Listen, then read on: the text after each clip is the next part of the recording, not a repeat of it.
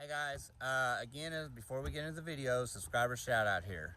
Today is going to go out to Austin and Macy. You guys are super special to us. We certainly have enjoyed wheeling with you. You have become part of our family, and we always look forward to the next adventure with you guys. Austin, I know I can definitely always count on you to be my comic relief when the time comes forward. So thank y'all guys so much for subscribing, and we can't wait to see y'all again. I did also want to bring up one more thing before we get into it. We have had a ton of inquiries lately about the hashtag 17 that is on the back of our Jeeps. So what that represents is there are only 17 out of 100 people that suffer a major brain aneurysm that can walk away with no side effects.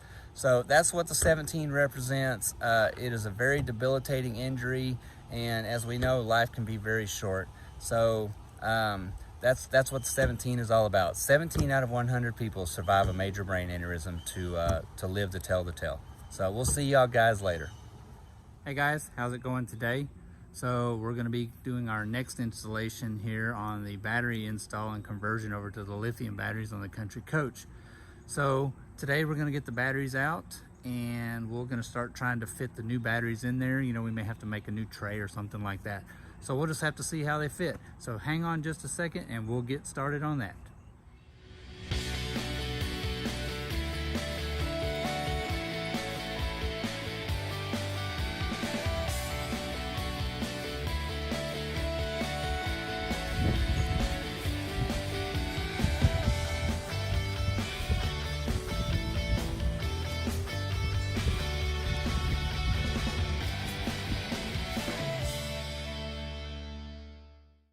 All right guys, so what we've done here is, we didn't video it, but we went ahead and drug these two heavy 8D batteries out of there. And I mean, my God, them things are heavy. Oh, it's unreal. It's something you just don't want to do every day, you know? So here's our battery compartment now. We've got the two batteries out of there. What we did before we ever even got started is obviously, you know, we have a main chassis disconnect here. And inside the motorhome itself, I'll show you right up here in the front. Again, this is a Country Coach Intrigue, not speaking for all models here. But right inside the door here, we have a switch here, right there on the bottom. If you cut that switch off, it will cut the DC power to the whole entire coach. And if you remember on the last video, I showed you those two contactors in there, and the right side contactor was for the charging. The left side contactor is what the main battery power actually goes through to power the coach. It's kind of dark up in there today, but really hard to see. But the contactor over here is what that switch energizes. So when we cut that switch off, we literally cut the DC power to the whole entire coach. Now, once we get our new batteries installed, our main hot lead is right here. It'll come off our new battery box.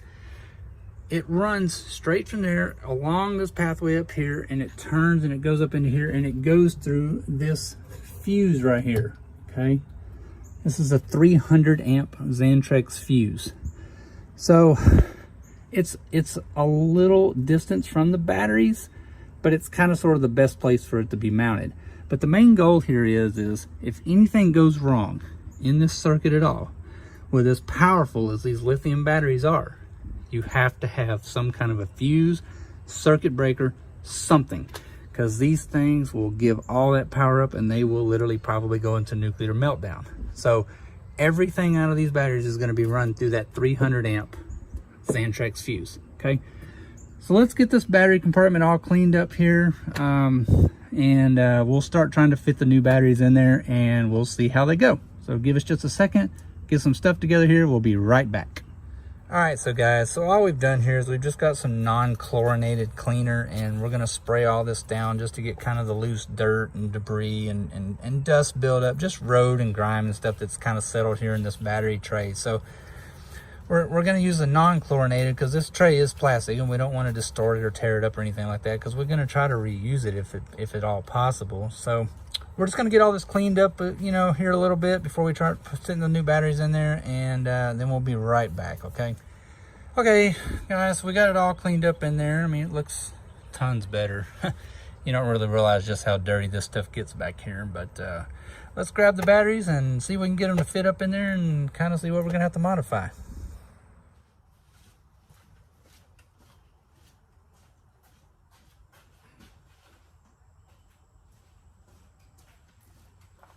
Man, you gotta love these things compared to those 8Ds.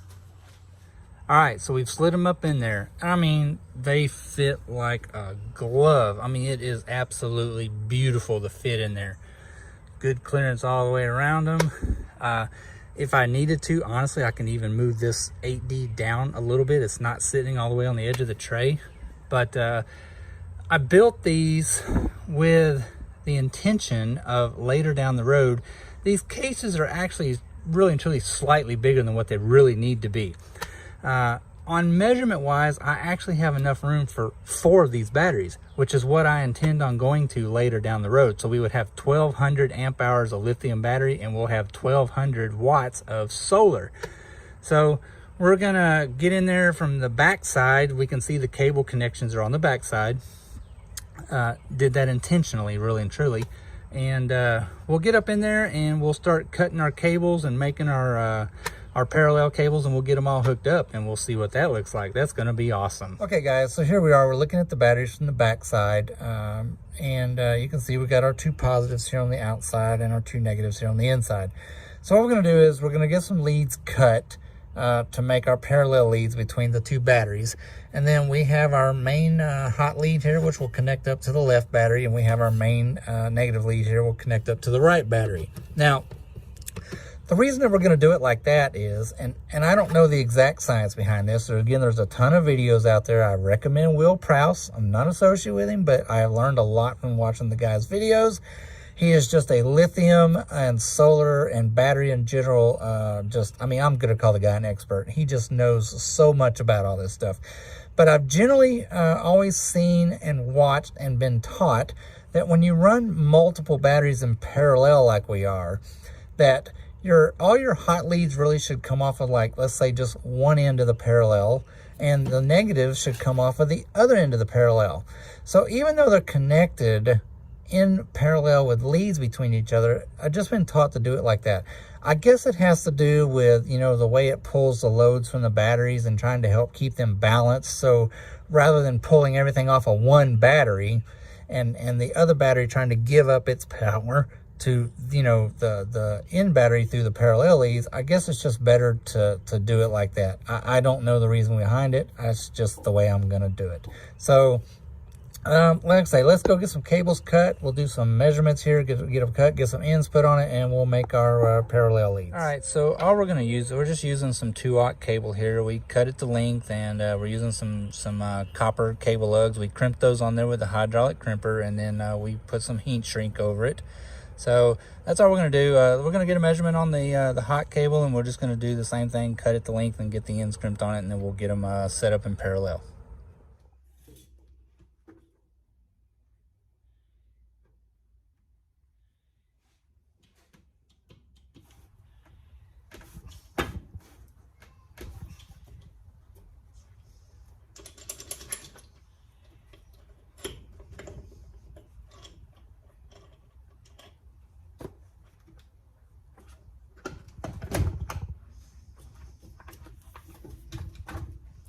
Perfect.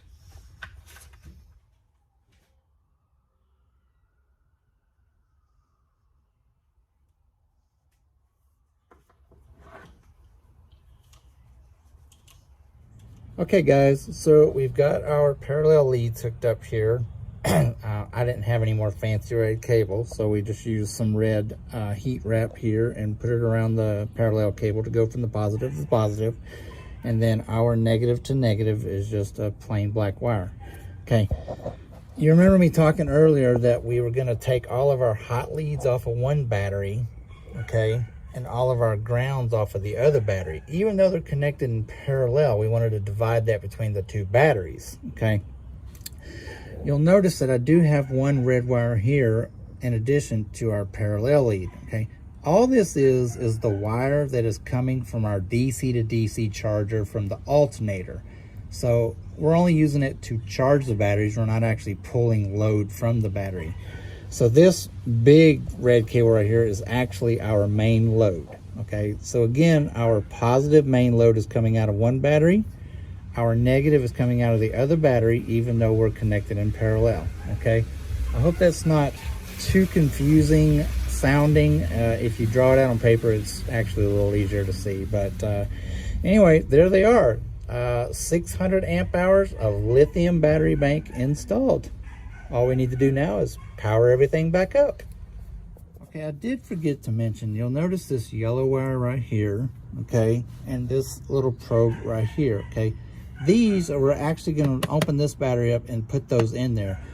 This is so that the inverter can monitor the temperature of the battery, and this one right here is so that our DC to DC charger can monitor the temperature of the battery. The DC to DC will actually alter the charging based on the temperature of the batteries. Okay guys, so we've got everything installed, everything is hooked up. We've gone back in here and we have turned our chassis disconnect back to the on position. I was curious, I might add to that, so now that we have the lithium batteries installed on this Renogy charger, if you pull this side cover off, right here on the side there's a little button. You push that button to select your battery type, okay? In our situation, we selected blue for the lithium. That's just in the manual. It tells you, you know, what the different colors represent and everything. But like I say, you just push the button until you get your desired battery type. What that'll do is it will set the charging profile in here to a lithium setting. So when we crank the bus up and it starts charging, it'll charge everything according for a lithium battery. I was curious. I went ahead and added the clamp-on amp meter here just to see. And as you can see, well, I mean, we're really not, you know, drawing anything obviously because the bus isn't running. But let's go inside and see what the main panel says. So after we installed the batteries, we came back up here and of course we flipped our power back on, got everything in the bus back up and running. And as you can see, our inverter light is blinking because I'm actually plugged into shore power, so it's just in standby mode. We're blinking here on the charge indicator because we're just, I mean, the batteries are full, so it's just trying to float it basically. And then of course our battery full indicator is lit, meaning that they're fully charged. Let's see, we're drawing, the charger's not putting anything into the batteries. They're completely full.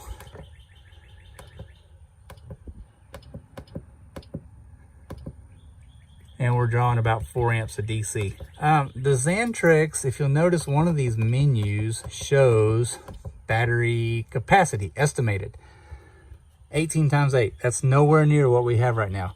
I just left this in auto mode out of curiosity, just to see what it kind of comes up with for battery capacity. It does have a manual mode where I can go in there and program it, but I'm just going to let it see if it can determine what it is. But we went into the programming menu here. We went down and we have changed our battery type to AGM. Again, not a specific profile for the lithium batteries, but it's really close. I mean, I talked to the guys out there at Premier and the guys with the Xantrex and everything, and even though our inverter charger is a little bit old, it's really close. So once we change that out at a later date, we'll have a you know, a lithium specific setting on that also. So we're just going to exit back out of that menu and let's crank the motorhome up, and we'll go back there and check the amp meter and see, just out of curiosity, you know, what it's trying to put into the batteries.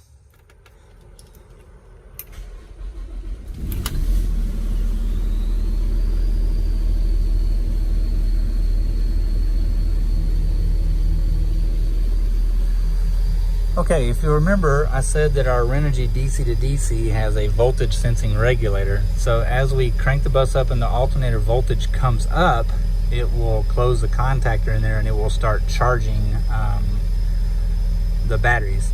So again, our batteries are mostly full. So our voltage should go up some as the DC to DC charger changes it for the lithium setting, but we're not going to see a big increase because our batteries are full. But let's see if we can see if we're taking in anything. Yeah, we're putting about 9 amps on this. Oh, there we go, we jumped. See, our alternator is charging now. So Let's see if we can go back up. Yeah, see, our voltage went back up too. Let's go back here and check the clamp-on amp meter, and let's see, out of curiosity, you know, what it's pushing out.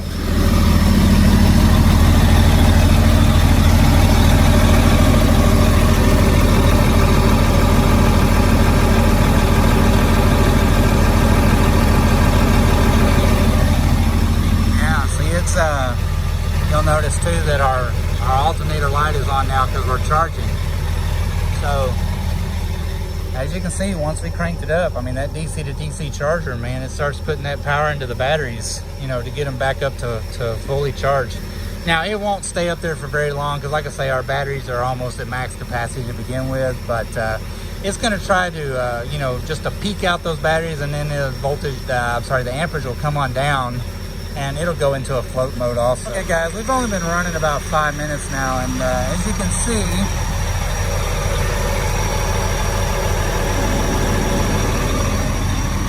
we've already gone down from, you know, mid 40 amps to just down just like that. I mean, like I say, those batteries are almost full pretty much when we put them in there, and they absorb a lot of power really fast.